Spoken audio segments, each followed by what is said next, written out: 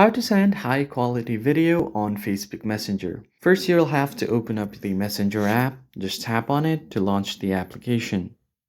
Once you launch the application, what you need to do is tap on the chat that you want to send a video to.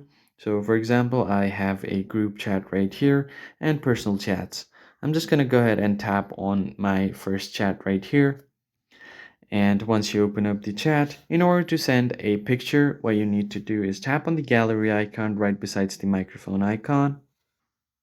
And once you open up your gallery, you can just go ahead and select the video that you want to send and click on the edit icon.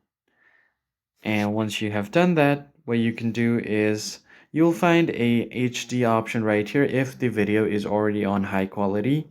So you'll be able to send the picture there.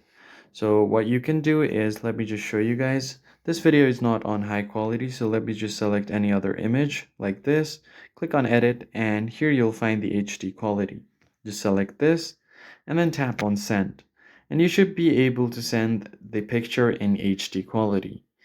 And what you can also do is try to upload the video on your Google Drive and send the Google Drive's link. I hope this tutorial was helpful to you guys. I'll see you on the next one.